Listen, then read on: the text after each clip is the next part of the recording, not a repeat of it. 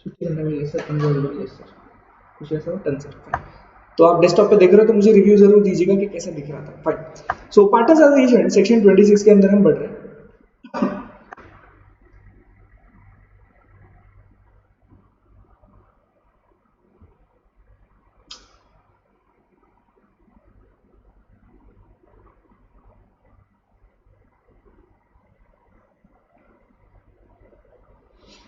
Partner as agent सबसे important चीज है, क्या यहाँ पर सारे पार्टनर्स एक दूसरे के एजेंट है? आइडियली हाँ और नहीं भी। ऑथराइज एक्शंस के लिए यस, बट अनऑथराइज एक्शन के लिए नो। आपकी liability is limited. Fine. Every partner of an LLP is for the purpose of business of LLP the agent of LLP. ये एलएलपी का एजेंट है but not of other partners. बाकी partners के agent नहीं, वो सिर्फ LLP का agent है। ओके।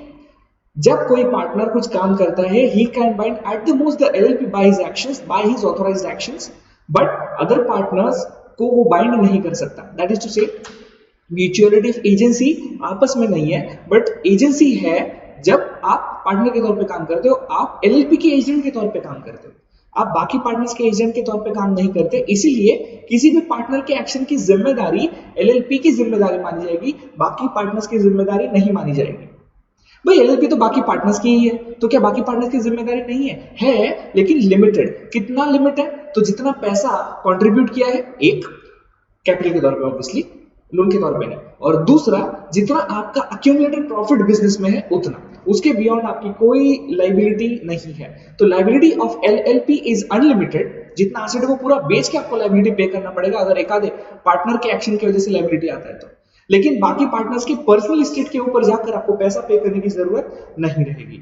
सो फिर से एक बार सेक्शन 26 के हिसाब से every partner of an LLP is for the purpose of business of LLP. ये तो for the purpose of business of LLP है ना, ये फ्रेज को अभी मत पढ़ो, वो कॉमा के इधर वाला और इधर वाला डायरेक्ट लाइन में पढ़ लेना।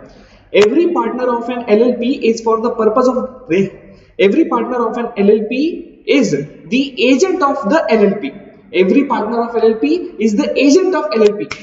Every partner of LLP is the agent of LLP, but not of other partners. तो हर पार्टनर LLP का एजेंट है, बाकी पार्टनर्स का नहीं। इसका मतलब है अगर एक LLP है और इसके 3 पार्टनर है X, Y और Z कुछ करता है काम, तो उसके काम के लिए LLP लायबल रहेगी, क्योंकि Z LLP का एजेंट है।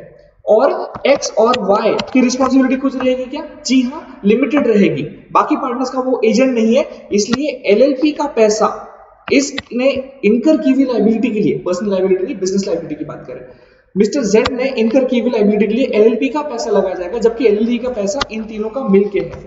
तो इन दोनों की लायबिलिटी कितनी है? जितना पैसा इन्होंने कंट्रीब्यूट किया उसके बियॉन्ड 1 रुपए की लायबिलिटी नहीं आएगी, बिकॉज जेड ने एक्स और वाई के बिहाफ पे काम किया, ऐसा नहीं कह सकते, क्योंकि सेक्शन 26 के हिसाब से every partner is agent of LLP but not of other partners.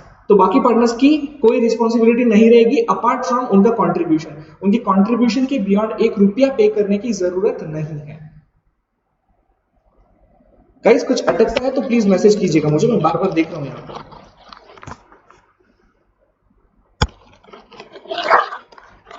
तो सेक्शन 26 आपको क्लियर है? मैंने आपको बताया सेक्शन 25 इंपॉर्टेंट है, और सेक्शन 26 अल्दो बहुत छोटा है, लेकिन section 26 the vital, the crux of the entire chapter या एंटायर एक्ट है। सेक्शन 26 ही वो सेक्शन है जो बताता है कि भैया आप अगर पार्टनर के तौर पे, एलएलपी के पार्टनर के तौर पे काम करते हो, तो आपकी रिस्पॉन्सिबिलिटी सिर्फ एलएलपी लेगा, बाकी पार्टनर्स नहीं लेंगे, because you are an agent of LLP but not of other partners. अब वो जो कॉमा वाला फ्रेज है ना, वो फ्रेज के साथ में पढ़ते हैं, उसको मैं स्टार्ट में लेता हूं। For the purpose of business of LLP, LLP के बिजनेस के लिए, पर्सनल लाइफ में नहीं। अगर कोई मिस्टर जेड है जो पार्टनर है एलएलपी का और उसने पर्सनल लाइफ में किसी से झगड़े लिए और उसका नुकसान हो गया, ये नुकसान मिस्टर जेड भर के देगा या पार्टनरशिप भर के देगी? ऑब्वियसली जेड भर के देगा, क्योंकि यहां पर जेड की जिम्मेदारी नहीं ले रहे हम, जेड के एक्शन की जिम्मेदारी ले रहे हैं जो for the purpose of business है। झगड़ा बिजनेस के पर्पस के लिए नहीं किया था उसने, ओके? तो बिजनेस के पर्पस के लिए जो उसने एक्शन किया, कॉन्ट्रैक्ट लिया, किस पे केस किया, किसी के साथ में डील किया, कॉन्ट्रैक्ट किया, इसकी जिम्मेदारी के बारे में बात कर रहे हैं। So for the purpose of the business of the LLP, Every partner of an LLP is the agent of LLP but not of other partners. Every partner is agent of LLP but not of other partners. देखिएगा पिछले 3 minute से मैं एक ही point के ऊपर stress कर रहा हूं, इतना इंपॉर्टेंट है ये पॉइंट। ओके चलो सेक्शन 26 खत्म। सेक्शन 27 एक्सटेंट ऑफ लाइबिलिटी, कितनी है लाइबिलिटी, कैसी है liability. An LLP is not bound by anything done by a partner in dealing with a person. An LLP is not bound by anything done by a partner in dealing with a person if, मतलब आपकी जिम्मेदारी अभी तक section 26 के हिसाब से LLP तो ले रहा था, लेकिन सेक्शन 27 में स्पेसिफिकली बोला गया है कि LLP भी आपके एक्शन की जिम्मेदारी नहीं लेगा अगर the partner in fact has no authority to act for the LLP in doing a particular act। मतलब आप पार्टनर के तौर पे जो कर रहे थे वो करने की भी अथॉरिटी आपके पास नहीं थी। ऐसा कैसे होगा? बिल्कुल हो सकता है, आपकी अथॉरिटी को रिस्ट्रेन करवाया गया था। कैसे भाई? एक पार्टनर, 3 पार्टनर्स है जिसमें से एक पार्टनर को खरीदारी की अकल नहीं है, समझ में नहीं आता उसको चीजें कैसी खरीदी जाए, तो उस केस में उसने क्या किया, अथॉरिटी ना होते हुए बाहर जाके उसने कुछ खरीदा, तो इसके एक्शन के लिए एलएलपी जिम्मेदार नहीं होगी। लेकिन इसमें ये चीज याद रखना जरूरी है कि उसको परचेज करने का अथॉरिटी नहीं, जनरल पब्लिक को पता होना चाहिए। अगर जनरल पब्लिक को आपकी अथॉरिटी रिस्ट्रेन की गई ये पता नहीं है तो जनरल पब्लिक के ऊपर लाइबिलिटी नहीं आएगी, एलएलपी को ये पैसा देना पड़ेगा। दैट इज टू से आपकी लाइबिलिटी किसी पार्टनर की, नॉट लाइबिलिटी, अथॉरिटी रेस्ट्रिक्ट की गई है तो बाकी जनरल पब्लिक को वो रेस्ट्रिक्टेड अथॉरिटी के बारे में पता होना चाहिए। अगर ऐसा पता नहीं है तो एलएलपी की जिम्मेदारी आएगी। तो पहले केस में आपको बोला गया है कि इवन पार्टनर के उन एक्शन के लिए भी एलएलपी जिम्मेदार नहीं होगी। पहला, जहां पर जो पार्टनर काम कर रहा है उस पार्टनर को उस काम करने की ही अथॉरिटी नहीं है। And LLP is not bound by anything done by a partner in dealing with a person if the partner in fact has no authority to act for the LLP in doing a particular act and the person knows that he has no authority or does not know or believe him to be a partner of the LLP। या उसे पता ही नहीं है, sorry and बोला गया। एक जो partner काम कर रहा है उसको अथॉरिटी नहीं है, नो अथॉरिटी, और जिस पर्सन के साथ में ये पार्टनर काम कर रहा है उस पर्सन को नॉलेज है कि इसको अथॉरिटी नहीं है, या उसे नॉलेज नहीं है कि ये पार्टनर है, मतलब वो पार्टनर ये आपको पता नहीं है, तो बाद में कल को केस करनी तो उसके ऊपर करो ना, पार्टनरशिप पे क्यों करते? क्योंकि आपको तो पता ही नहीं था कि वो पार्टनर नहीं है, है ना। The person knows that he has no authority और does not know that he is a partner of LLP. मैं एक्सप्लेन करता हूं केसेस के अलग अलग कंगोरे। सबसे पहला, मिस्टर जेड पार्टनर है। मिस्टर जेड क्या कर रहा है? मिस्टर ए के साथ में डील कर रहा है। जो चीज के बारे में डीलिंग की जा रही है ना, वो मिस्टर जेड को अथॉरिटी नहीं है।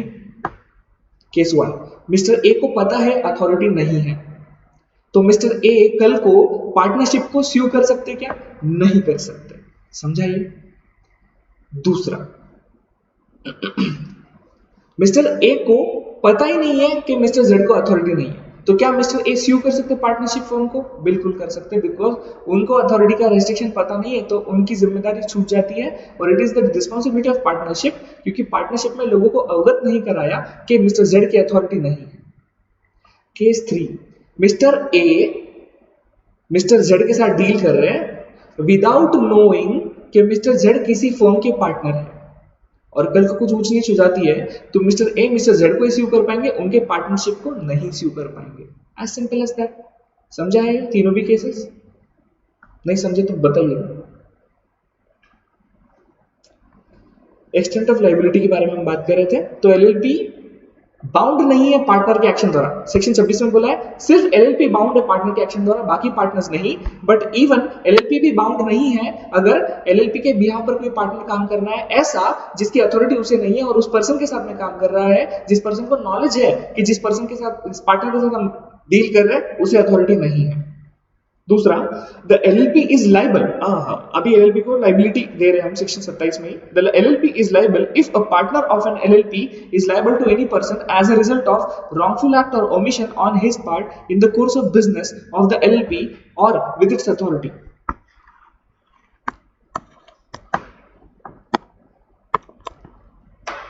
तो एलएलपी तो लायबल रहेगी सेक्शन 26 के हिसाब से जब भी कोई पार्टनर एलएलपी के अथॉरिटी के अंदर रहकर कुछ बिजनेस डीलिंग करता है तो उस पार्टनर के साथ में एलएलपी भी लायबल हो जाएगी। ओके, कोई रॉन्गफुल एक्ट है, ओमिशन वगैरह जो भी है, एलएलपी ने ये सब करने का उसको अथॉरिटी अगर दिया है तो yes he is responsible and the LLPs also. An obligation of the LLP, whether arising in a contract or otherwise, shall be solely be obligation of LLP. और LLP का obligation किसी पार्टनर के ऊपर आप धकेल नहीं सकते. The liabilities of the LLP shall be met out of the property of LLP. और बाकी कहाँ से आएगा? LLP के पास दूसरे कोई रिलेटिव्स तो है नहीं कि आपके रिलेटिव आपके पैसे भर देंगे, तो LLP को ये पैसा भरना पड़ेगा. जो भी रिस्पॉन्सिबिलिटी LLP की आएगी किसी भी एक्ट या ओमिशन या एक्शन या कॉन्ट्रैक्ट के अंदर जो अथोराइज था पार्टनर को, तो उस केस में LLP का एक्शन के लिए सिर्फ LLP ही जिम्मेदार रहेगी और LLP की जिम्मेदारी पे करने की का सोर्स LLP की प्रॉपर्टी ही रहेगी और किसी सोर्स से नहीं आएगा ये पैसा. बाकी पार्टनर्स को पर्सनल प्रॉपर्टी आप लाने के लिए मजबूर नहीं कर सकते, बिकॉज लिमिटेड लायबिलिटी. आपकी लायबिलिटी कितनी रहेगी? जितनी आपकी कंट्रीब्यूशन है कैपिटल के तौर पे एक, और दूसरा जितना आपका प्रॉफिट है जो अक्यूमुलेटेड आपने विड्रॉ नहीं किया, आपका प्रॉफिट आपके पीएनएल के अंदर ही डाला गया है. ओके ठीक, सॉरी कैपिटल के अंदर डाला गया है. Now extent of liability of partner section 28. Section 28 के अंदर पार्टनर की लायबिलिटी, तो सेक्शन 27 के अंदर क्या था? एलएलपी की लायबिलिटी ऑफ एलएलपी. ओके, और 28 के अंदर of partner. A partner is not personally responsible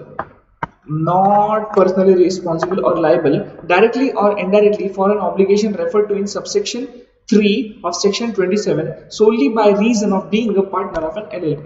तो ये जो है ना इसके अंदर an obligation of the LLP shall be solely obligation of LLP. अगर LLP के ऊपर कोई obligation आया तो LLP का ही obligation है, LLP की स्टेट से ही इसे पे किया जाएगा. उस किसी के भी चीज के भी लिए भी कोई भी पार्टनर पर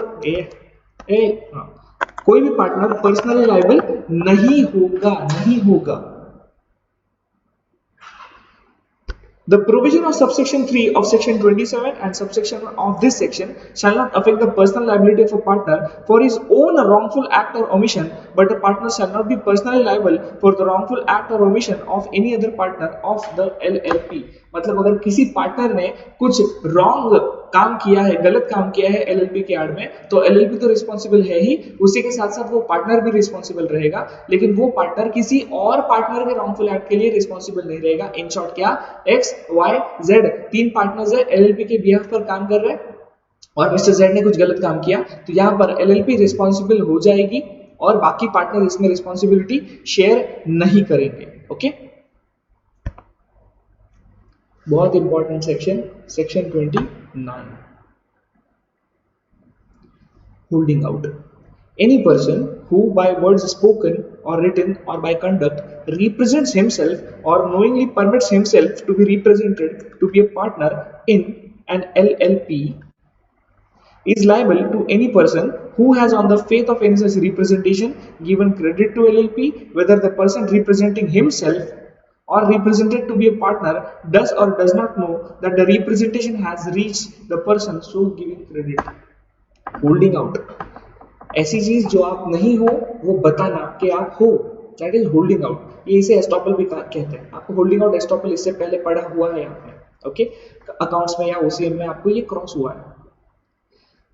फिर से पढ़ता हूं. एनी पर्सन, कोई भी person who by word spoken और रिटन या कंडक्ट से, कहे हुए शब्द, लिखे हुए शब्द या आपके बर्ताव से ये बताता है रिप्रेजेंट्स हिमसेल्फ, एक तो आप खुद बताते हो, या knowingly permits himself to be represented, या किसी कोई और आपको ऐसा बता रहा है और आप उसको अलाउ कर रहे हो, आप उसको रोकते नहीं, अरे ऐसा कैसा बोल रहा, तू गलत बोल रहा है, ऐसा नहीं बोलते हो आप सामने वाला कुछ रिप्रेजेंट कर रहा है उसको करने दे रहे हो, या खुद ऐसा कुछ रिप्रेजेंट कर रहे हो क्या, तो to be a partner of LLP मतलब कोई ऐसा पर्सन है जो खुद को किसी LLP का पार्टनर बताता है, इनफैक्ट वो नहीं है, या उस LLP को अलाउ करता है नोइंगली कि हाँ मैं तुम्हारा पार्टनर हूं, वो किसी को बता रहा है, आपको बता रहा, कोई करेक्टिव एक्शन नहीं ले रहे हो, तो उस केस में आपकी लायबिलिटी आ जाएगी. किसके अगेंस्ट में?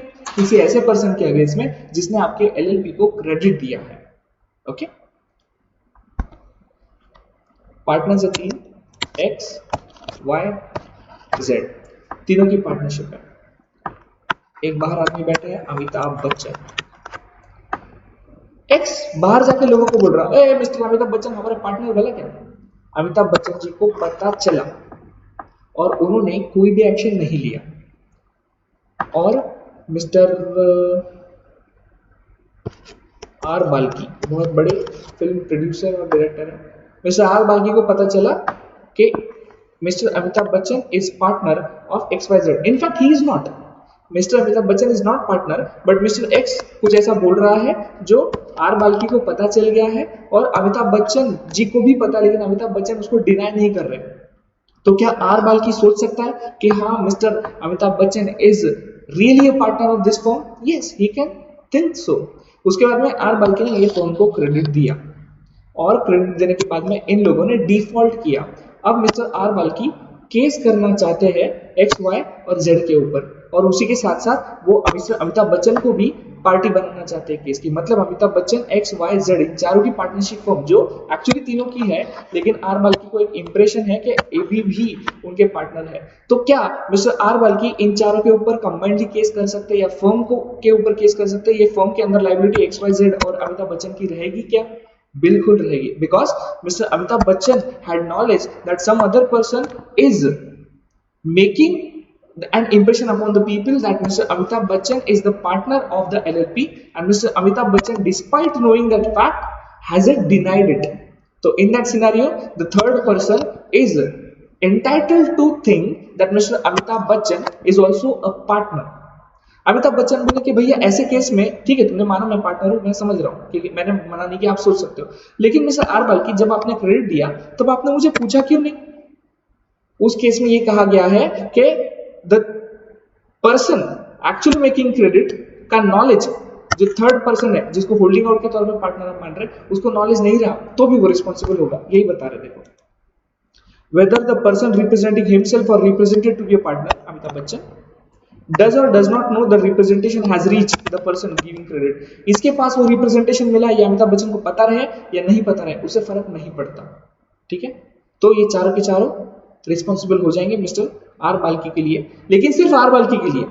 अगर सपोज हमने क्रेडिट दिया और हमको पता अमिताभ बच्चन का काय का पार्टनर बनेंगे, तो ये तीनों ही पार्टनर है और हमको रियलाइजेशन है इस चीज का, हमको पता है, तो फिर उस केस में हम किसके ऊपर केस करेंगे? इन तीनों के ऊपर ही केस करेंगे। मिस्टर अमिताभ बच्चन के ऊपर केस नहीं किया जाएगा।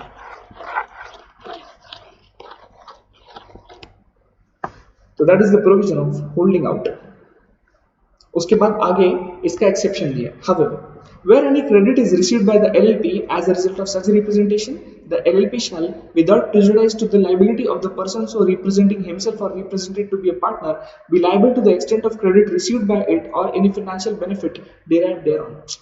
मतलब अमिताभ बच्चन से सामने वाला पैसा लेगा, दैट इज अग्रीड, बट उससे पहले एलएलपी से वसूला जाएगा, एलएलपी की स्टेट से वसूला जाएगा, और उससे भी ज्यादा अगर लायबिलिटी है तो मिस्टर अमिताभ बच्चन को कोर्ट इन्वोक करेगा।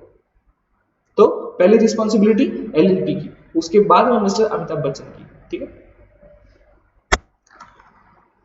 where after a partner's death the business is continued in the same LLP name, the continued use of that name or of the deceased partner's name as a part thereof shall not of itself make his legal representative or his estate liable for any act of the LLP done after his death. थोड़ी देर पहले कल हमने देखा कि अगर कोई partner है who ceases to be a partner, then in that case उसकी लायबिलिटी कंटिन्यूड होगी। कब तक के? जब तक के वो नोटिस नहीं देता है रजिस्ट्रार ऑफ कंपनीज को।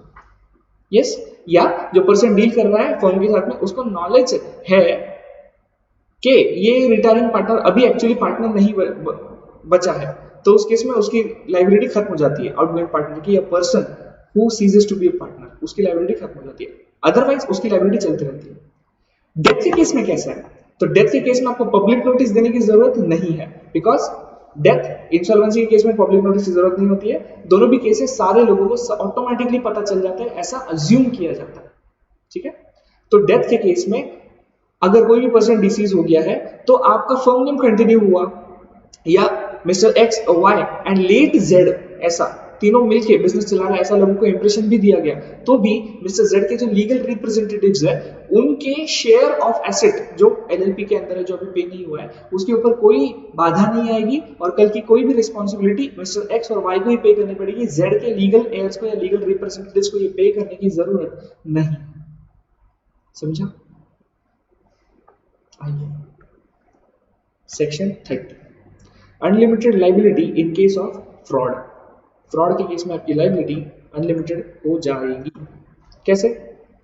In case of fraud, in the event of an act carried out by an LLP or any of its partners with the intent to defraud creditors, मतलब आपका LLP बनाने का काम ही या पर्पस ही defrauded करना था creditors को ठगना आपकी इच्छा थी, और एनी अदर पर्सन और फॉर एनी फ्रॉडुलेंट पर्पस, तो क्रेडिटर्स को या पर्सन को या फ्रॉडुलेंट पर्पस के लिए आपने एलएलपी बनाई है, then the liability of the LLP, liability of LLP and partners who acted with intent to fraud. तो अभी 4 पार्टनर्स है, उनमें से 3 ही लोगों का इंटेंशन फ्रॉड का था, चौथा बेचारा इनोसेंट था मेरे जैसा. और for any fraudulent purpose shall be unlimited. Liability unlimited हो गई है. सेक्शन 30 कहता है अगर आपका पर्पस फ्रॉड का है, अगर आपका पर्पस फ्रॉड का है तो इस फ्रॉड के केस में आपके एलएलपी की और सारे partners whose intention is to defraud creditors or any person or the purpose was fraudulent LLP चलाने का, तो जिनको पता था, जो इस इंटेंशन के साथ आए थे, वो सारे पार्टनर्स और एलएलपी की लायबिलिटी अनलिमिटेड हो जाएगी. और कोई ऐसा इनोसेंट मेरे जैसा वहां पर बैठा है जिसको पता ही नहीं कि बाकी सारे पार्टनर्स फ्रॉड कर रहे हैं, तो क्या उसकी रिस्पॉन्सिबिलिटी अनलिमिटेड या लायबिलिटी अनलिमिटेड होगी? नहीं, उसकी लायबिलिटी लिमिटेड. कितनी लिमिटेड? उसकी कैपिटल शेयर इतनी और प्रॉफिट के शेयर इतनी, है ना? समझा है? अब ये हो गया आपका unlimited liability in case of fraud. आगे हम बढ़ते हैं, आगे नहीं बढ़ते, वो भी बाकी हमारा पढ़ना. Shall be unlimited for all और एनी ऑफ द डेट्स और other liabilities of the LLP.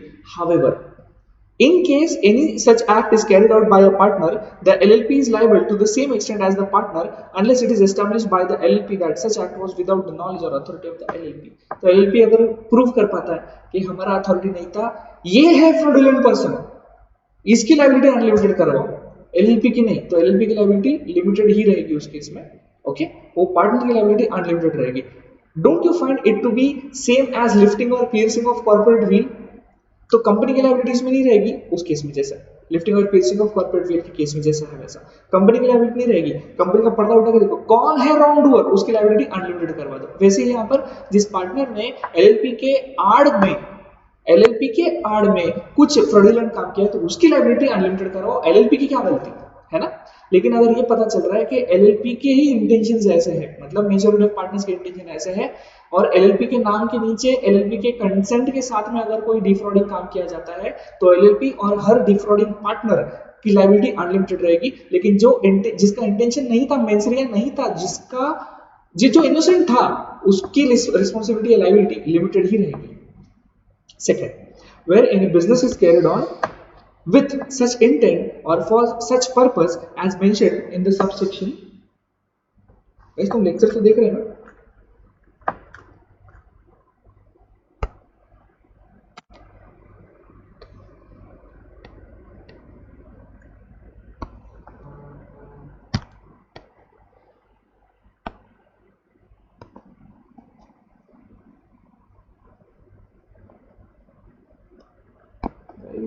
बहुत सारे लोग हैं जो अभी भी नहीं देख रहे.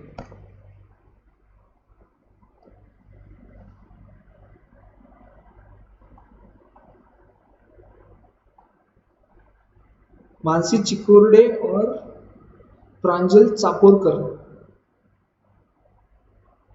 कॉल करना मुझे. सुनील सोनटक्के, तुम भी कॉल करना.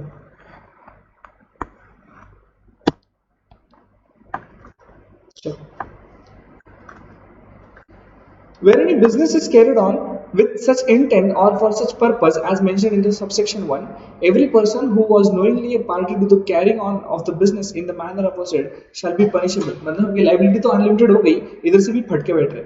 जब कोई बिजनेस कैरी ऑन हो रहा है, इंटेंशन जिसका है सबसेक्शन 1 जैसा, that is fraudulent intention. Every person who was knowingly a party to carry on the business in the manner aforesaid, उसकी लायबिलिटी तो अनलिमिटेड होगी, ऊपर से गवर्नमेंट आके फटके देके जाएंगे. कैसा? इम्प्रिजनमेंट विच में एक्सटेंड 2 years और फाइन जो 50,000 रुपए से 5 लाख रुपए तक के लिए है. पहले के केस में 10,000 रुपए से 2 लाख था, अब ये 50,000 रुपए से 5 लाख हो गया. Where an LLP or any part, हाँ तो एडिशनल आपको पेनल्टी यहाँ पर है, याद रखिएगा. सेक्शन 30 के अंदर की पेनल्टी सबसे हेवी है अभी तक की जो हमने देखी. Where an LLP or any partner or designated partner or employee of LLP, LLP partner, designated partner या कोई भी employee भी has conducted the affairs of the LLP in fraudulent manner. LLP partner, designated partner, employee conducted affairs in a fraudulent manner, then without prejudice to any criminal proceedings. Oh ho, क्या है ये बताता हूं मैं. Without prejudice to any criminal proceedings which may arise under any law for the time being in force, the LLP and any such partner or designated partner or employee shall be liable. Additionally, ये word ज्यादा सही रहेगा. Shall be additionally liable to pay compensation to any person who has suffered any loss or damage by reason of such conduct. ऐसे conduct से जिसको नुकसान होना उसका नुकसान भरपाई को देना पड़ेगा. और इसी को तो हम कहते हैं limited liability, sorry unlimited liability in case of fraud. अगर आपने फ्रॉड किया तो आपकी रिस्पॉन्सिबिलिटी है, जिसको नुकसान हो उसको भर के दो. कितना, जितना हुआ उतना. कहां लिखा है? सेक्शन 30 में भी लिखा है. और ऊपर से ये लिखा है without any prejudice to the criminal proceeding. Criminal proceeding आपके अगेंस्ट में जो भी लिए जाएंगे उसके उसको प्रिजुडाइज किए बिना, मतलब उसके इफेक्टिवनेस के ऊपर कोई भी सवाल उठाए बिना आपका रिस्पॉन्सिबिलिटी अनलिमिटेड, आपका लायबिलिटी अनलिमिटेड किया जाएगा उस पर्सन के तरफ जिस पर्सन को एक्चुअली लॉस हुआ. मतलब जिसको लॉस हुआ वो भर के दो. गवर्नमेंट को जेल में जाओ 2 साल तक के कैद के लिए, गवर्नमेंट को या फिर मिनिस्ट्री ऑफ कॉर्पोरेट अफेयर्स से जो भी आपके ऊपर फाइन पेनल्टी इंपोज करेगा उसके ऊपर उसको 50,000 रुपए से 5 लाख रुपए तक का जुर्माना दो. और उसी के साथ साथ क्रिमिनल प्रोसीडिंग्स भी फेस करो. ये क्रिमिनल प्रोसीडिंग्स क्या होता है? इंडियन कोर्ट्स में 2 तरीके के गुनाह आते हैं, एक दीवानी और एक फौजदारी. ये वर्ड सुने होंगे आपने, दीवानी न्यायालय, फौजदारी न्यायालय. कुछ ऐसी चीजें होती है जो गुनाह इतना सीरियस टाइप का ऑफेंस नहीं होता है, उनको हम क्या बोलेंगे इसके अंदर, दीवानी न्यायालय में चलते हैं. वो क्या बोलते हैं उसको, सिविल प्रोसीजर कोड, राइट. ऐसे कोर्ट के केसेस में अगर आपको बुलाया जाता है तो ऐसे कोर्ट को हम कहते हैं समन आया है. समन इज कॉलिंग, आ जाओ. समन किया किसी को, आ जाओ, राइट. बट क्रिमिनल प्रोसीडिंग्स अगर आती है तो क्रिमिनल प्रोसीजर कोड होता है, समन नहीं आता, बारात आता है. उस बारात को हम कहते हैं, उस बारात को हम कहते हैं वारंट. वारंट निकलता है. ओके, तो क्रिमिनल प्रोसीजर कोड यहां पर देखा जाता है. अब देखिएगा, इंडिया में criminal procedure code is uniform but civil procedure code is not uniform. Civil procedure code आपके धर्म के हिसाब से चलता है ना. अगर आप हिंदू हो तो आप अडॉप्ट करवा सकते हो बच्चों को, एक से ज्यादा शादी नहीं कर सकते आप बच्चों को, मतलब बेसिकली पैसों के लिए किसी को दे नहीं सकते, अडॉप्शन वगैरह अलाउड नहीं है, मतलब पैसे के अगेंस्ट में, लेकिन अदरवाइज अडॉप्शन अलाउड है. ओके, जो भी रूल्स है उसके हिसाब से. इवन वहां पर मिताक्षरा और दयावता स्कूल ऑफ थॉट्स है जिसके हिसाब से लड़कियों को किसी केस में और किसी केस में नहीं पिता की प्रॉपर्टी में राइट मिलता है.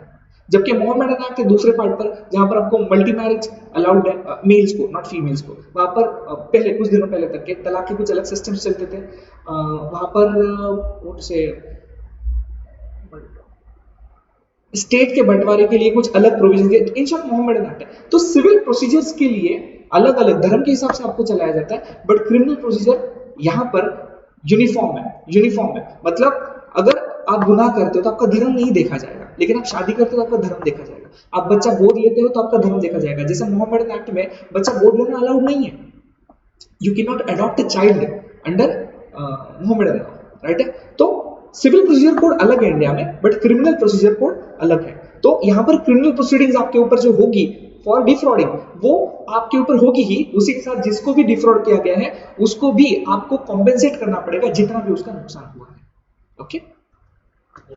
However, such LLP shall not be liable if any such partner or designated partner or employee has acted fraudulently without the knowledge of the LLP. LLP को बताए बिना आपने फ्रॉड किया है तो LLP रिस्पांसिबल नहीं है, अदरवाइज LLP भी रिस्पांसिबल है. सब कुछ होगा LLP के साथ, जो पार्टनर के साथ होता है. एक ही चीज नहीं हो सकती, दैट इज जेल में नहीं भेजा जा सकता.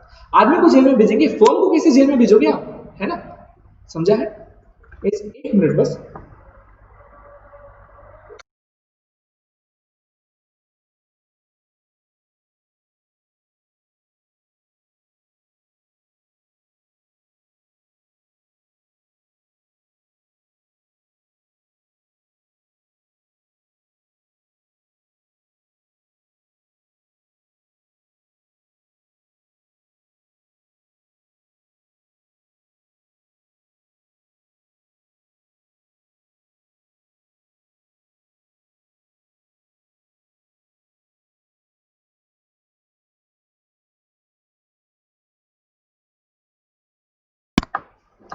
Extremely sorry guys. Something cropped. आ रही आवाज? आ रही है। Sally क्या कह रही है? What will be the liability of LLP and partners in cases like mistake, misrepresentation that is other than fraud? Because misrepresentation is not a voluntary. Obviously, misrepresentation voluntary नहीं है, involuntarily किया जाता है. Misrepresentation innocently होता है, आपको पता भी नहीं चलता है misrepresentation हो गया. तो इस केस में LLP की liability क्या रहेगी?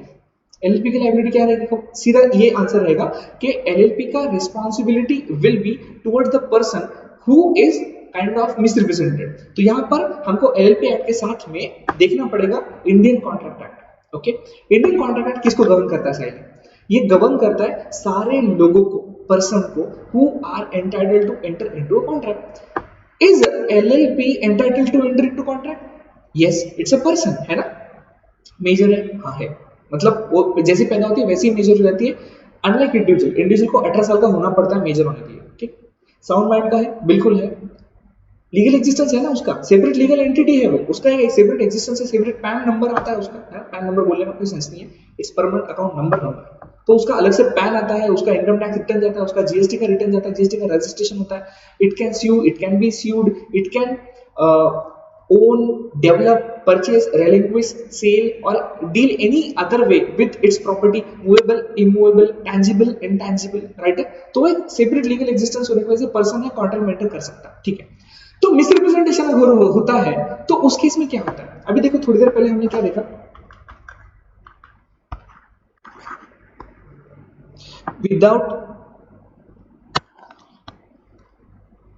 Without prejudice to any criminal proceedings, किसी क्रिमिनल प्रोसीडिंग को प्रिजुडाइज किए बिना, मतलब क्रिमिनल प्रोसीडिंग जो आने वाली है वो तो आपके ऊपर आएगी ही। अब क्रिमिनल प्रोसीजर सिर्फ इंडियन पिनल कोड के अंदर आता है क्या? नहीं, हमने ये देखा था इंडियन कॉन्ट्रैक्ट एक्ट के टाइम पर, जिन्होंने नहीं देखा उनको वापस दिखा दूंगा कि जब भी कोई फ्रॉड होता है आपको इंडियन पिनल कोड के अंदर भी पेनल्टी मिलती है। मतलब अंदर भी का मतलब क्या? आपको इंडियन कॉन्ट्रैक्ट एक्ट के अंदर भी पेनल्टी पे करने का रिस्पॉन्सिबिलिटी आ सकता है। वैसे ही मिसरिप्रेजेंटेशन के केस में जो इंडियन कॉन्ट्रैक्ट एक्ट के कॉन्सिक्वेंसेस है, वही कॉन्सिक्वेंसेस एलएलपी को अंडरगो करने पड़ेंगे। तो क्या है कॉन्सिक्वेंसेस? याद है? कॉन्सिक्वेंसेस ये थे कि the person must be put in a position which he would have been had the representation made been true. The person should be put in a position which he would have been had the representation made been true. मतलब जो representation misrepresentation हुआ है वो अगर सही होता तो वो किस सिचुएशन में होता, उस सिचुएशन में उसको डाल दीजिए, राइट है? That is the outcome of misrepresentation. क्या एलएलपी इसके लिए रिस्पॉन्सिबल रहेगी? बिल्कुल रहेगी, क्योंकि बाकी किसी भी पार्टनर ने ये काम किया है तो वो एलएलपी का एजेंट है। कहां लिखा है? सेक्शन 26 में। Every partner of an LLP is the agent of LLP. तो किसी भी पार्टनर का काम एलएलपी का ही काम है ऐसा माना जाएगा, प्रोवाइडेड जो पार्टनर काम कर रहा है वो अथॉरिटी के अंदर काम कर रहा है, वो उसके मन से भल तक किधर जाके अपने अथॉरिटी के बाहर जाके काम कर रहा है, तो एलएलपी उसके लिए लायबल नहीं है। जैसे सेक्शन 27 में कहा गया कि जो पार्टनर काम कर रहा है उसको अथॉरिटी नहीं है, और जिसके साथ में काम कर रहा है उसको पता है कि पार्टनर को अथॉरिटी नहीं है, तो एलएलपी के ऊपर रिस्पॉन्सिबिलिटी नहीं है। बट अगर आपके पार्टनर के अथॉरिटी के बियॉन्ड जाके पार्टनर काम कर रहा है और सामने वाले को लग रहा है कि जेन्युइन पार्टनर तो ये कर ही सकता है, तो उस केस में भी उस एलएलपी की रिस्पॉन्सिबिलिटी आएगी। लेकिन अगर आप कहोगे कि हम रेस्ट्रिक्ट कर रहे हैं कुछ चीजों को और लोगों को बता रहे हैं, बट कुछ ऐसी चीजें होती है ना जो ऑब्वियस है कि पार्टनर्स के अथॉरिटी के अंदर नहीं आती है। एग्जांपल के तौर पे कोई भी एलएलपी का एक सिंगल पार्टनर एलएलपी की इमूवेबल एसेट को नहीं बेच पाएगा, राइट है? क्योंकि इमूवेबल एसेट को बेचना किसी पार्टनर का रोज का काम नहीं है।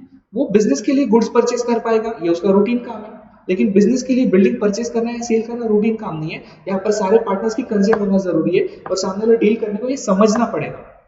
और अगर कोई ये नहीं समझता है तो उसको कोई हक नहीं है ये कहने का कि यहाँ पर रिस्पॉन्सिबिलिटी एलएलपी की आएगी, बिकॉज आई वाज थिंकिंग कि इसके अथॉरिटी के अंदर आता है। कैसा आएगा भैया?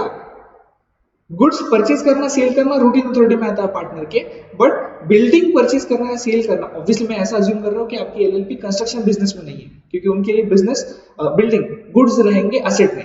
तो ऐसी कोई भी फर्म जिसके लिए बिल्डिंग एक एसेट है, वो एसेट एक ही पर्सन एक ही पार्टनर परचेज सेल नहीं कर सकते, समझने की बात है। इंडियन पार्टनरशिप एक्ट में एम्प्लॉयड अथॉरिटी नाम का कोई कंसेप्ट है, वो कंसेप्ट के ऊपर मैंने अभी बात किया। आई गेस समझा होगा। ओके, तो सेक्शन 30 तक हमारा हुआ है। अभी आते हैं विसल ब्लोइंग, सिट्टा मारने का, नॉट एक्जैक्टली सिटी मारना।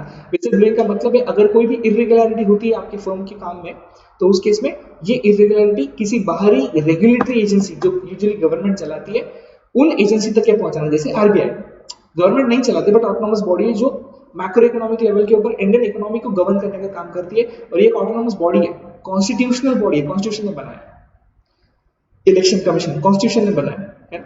कोई भी गवर्नमेंट का authority, example try, telecom regulatory authority of India, कुछ ऐसा काम किया जा रहा है किसी भी टेलीकॉम कंपनी में, किसी का नाम लेने कोई सेंस नहीं, बट ऐसा काम किया जा रहा है कि भैया जानबूझ के कॉल ड्रॉप हो जाए जिससे कि पैसे कस्टमर्स के ज्यादा कटे। जैसे पहले के जमाने में आता, देखो VAS, value added service, automatic activate होते थे, आपके बैलेंस से कट जाता था पैसा, लोग दिमाग को हाथ लगा बैठे, 40 रुपए कट गए, 50 रुपए कट गए, ऐसे ही होता था।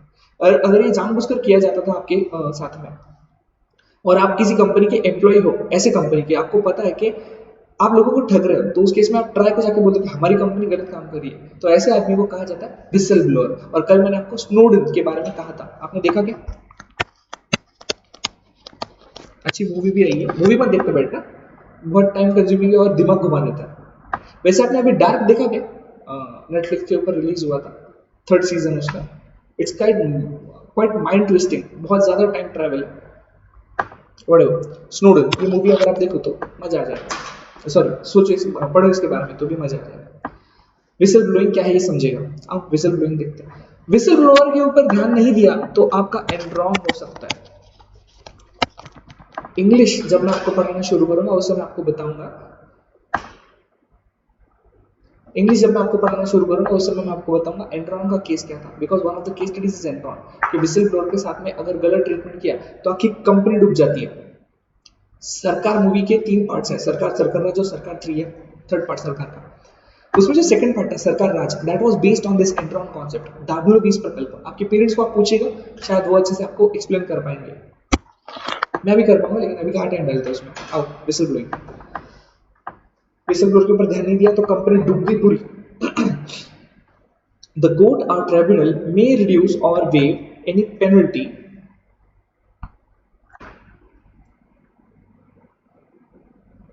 leviable against any partner or employee of the LLP if it is satisfied।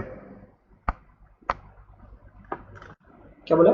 The court और ट्राइब्यूनल में रिड्यूस और वेव एनी पेनल्टी, कोई भी पेनल्टी अगर आपके ऊपर लगाई गई है तो वो कम की जा सकती है या पूरी माफ की जा सकती है। वेव इस माफ कर देना, रिड्यूस रिड्यूस करना।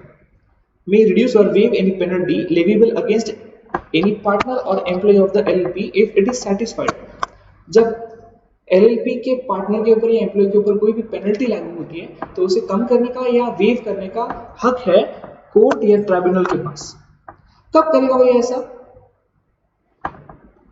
तो ऐसा करेगा तब वो when such partner or employee of LLP has provided useful information, कुछ काम का इंफॉर्मेशन आपने दिया है तो डोंट यू फील माफीचा साक्षीदार, है ना? कि भैया अगर कोई मर्डर केस हुआ है तो पुलिस ऐसे जो कच्चा रहता है ना, कच्चा नींबू, उस मर्डर के अगर 4-5 लोगों ने मिलकर मर्डर किया तो कच्चा नींबू जो है उसको पकड़ते हैं, उसको बोलते हैं तेरी सजा माफ करूंगा, तेरी सजा कम करूंगा, तू हमको हेल्प कर, right? That is माफी से साक्षीदार।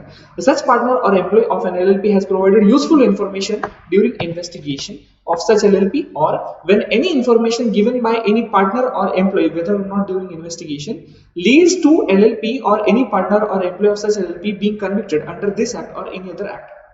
जहां पर any information given by any partner और एम्प्लॉय इन्वेस्टिगेशन के दौरान या अदरवाइज कैसा भी अगर ऐसा इंफॉर्मेशन दिया गया है which leads to LLP or any partner और employee of such LLP being convicted, मतलब आप अगर ऐसा कोई इंफॉर्मेशन इन्वेस्टिगेशन के दौरान या अदरवाइज देते हो जिससे कि जो कल्प्रिट है उसको कन्विक्ट कहा जाए। कल्प्रिट मतलब जो गुनाह का रीजन है, जिसने गुनाह किया है, वो अगर कल्प्रिट बोल के प्रूव होने में आपके दिए हुए इंफॉर्मेशन का कोई बेनिफिट होता है तो, या इन्वेस्टिगेशन के दौरान आपने बहुत अच्छा कोऑपरेशन दिया है या यूजफुल इंफॉर्मेशन शेयर की गई है तो आपके ऊपर के पेनल्टी एक तो रिड्यूस हो सकती है या तो वेव हो सकती है। आपकी इंफॉर्मेशन का सिग्निफिकेंस क्या है ना, इसके ऊपर डिपेंडेंट रहेगा कि रिड्यूस होगा 10-20%, 50% या आउटराइट खत्म हो जाएगा।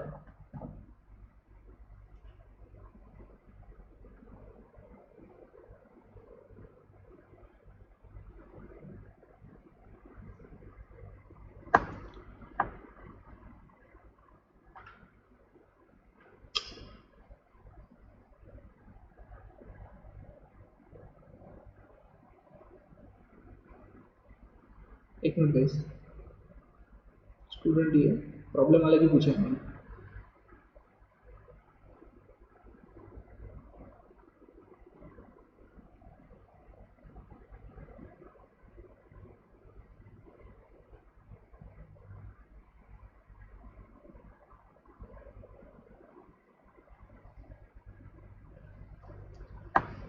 Sorry, no partner or employee of any LLP may be discharged, demoted, suspended, threatened, harassed, or in any other manner discriminated against the terms and conditions of his LLP or employment merely because of his providing information or causing information to be provided pursuant to subsection 1. Protection.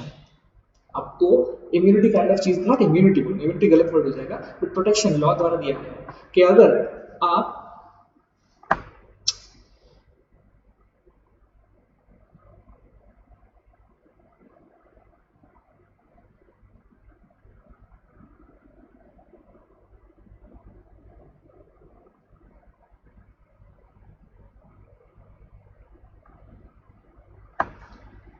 अगर आपने कोई vital information section 31 subsection 1 में दी है investigation के दौरान या otherwise, तो आपको फर्म में डिस्चार्ज नहीं किया जा सकता, मतलब आपको जॉब से छोड़ा नहीं जा सकता, डिमोट नहीं किया जा सकता। Demote is opposite of promote.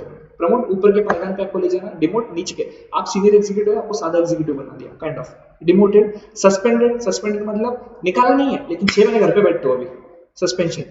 Threaten, डराने का। हरास्ड, हरासमेंट, अभी हरासमेंट तो समझते हो कैसे भी टाइप का हरासमेंट। और in any other manner discriminated, या आपके साथ में भेदभाव अगर किया जाता है against the terms and condition of LLP और employment, terms of employment, employment के टाइम पर जो आपको बोला गया था वो, या अदरवाइज एलएलपी के पार्टनरशिप एग्रीमेंट के टर्म्स एंड कंडीशन के अगेंस्ट में जाकर अगर ऐसा कुछ किया जा रहा है जस्ट बिकॉज आपने इंफॉर्मेशन दी है, तो ऐसा नहीं चलेगा। नो पार्टनर और एम्प्लॉय में भी ऐसा किया, ऐसा कुछ नहीं कर, अगर ऐसा किया तो मैं क्या करूं, रूल्स में दिया हुआ है। ऐसा अगर किया है तो आप जाके जिसको विसल ब्लो आपने करके उसको बोलो कि मैंने आपको इन्फॉर्मेशन दिया, ये लोग मेरे को तकलीफ दे रहे, तो प्लीज मेरे को प्रोटेक्ट करवाओ, या ये लोगों ने मेरे को जॉब से निकाला, ये लोगों ने मेरे को सस्पेंड किया, ये लोगों ने मेरे को हरास किया, ये लोगों ने मेरे को डिमोट किया, ये लोग मुझे डिस्क्रिमिनेट कर रहे हैं मेरे terms and conditions of employment या पार्टनरशिप के हिसाब से, मुझे डिस्क्रिमिनेट किया जा रहा है, तो वो लोग आके समझ देंगे। और समझ अगर नहीं आ रही है उनको तो इवन इंडियन पिनल कोड भी बीच में आ सकता है, ओके, कि पुलिस को ढंग से काम नहीं करने दिया जा रहा है, पुलिस को इंफॉर्मेशन, पुलिस तक के इंफॉर्मेशन पहुंचने में अटकाव किया जा रहा है, ऐसे केसेस भी आ सकते हैं। तो जब आप एलएलपी पढ़ रहे हो तो इट डजंट मीन कि आपको सिर्फ एलएलपी के एंगल से देखना है, आपको बहुत सारे एंगल से देखना पड़ता है, ओके। तो अभी फाइनेंशियल डिस्क्लोजर्स तो हम कल चालू करेंगे, अभी हमने क्या देखा है, सेक्शन 26, किधर गया, हाँ 26, 27, 28, 29, 30 और 31, गिन के इतने सेक्शंस देखे। अभी कल अपने को फाइनेंशियल डिस्क्लोजर्स चालू करना है, ओके। और फाइनेंशियल डिस्क्लोजर होने के बाद फिर फॉरेन एलपी और मिसलेनियस प्रोविजंस है, तो कल और परसों आई सपोज 2 दिनों में या 2 लेक्चर्स में ये चैप्टर आपका खत्म होना चाहिए। तो गाइस ऐसा है कि अभी मैं रुक रहा हूँ और 5 से 7 मिनट का ब्रेक लेंगे और तुरंत हम अकाउंट्स के लिए आ जाएंगे। तो till that time take care, bye bye.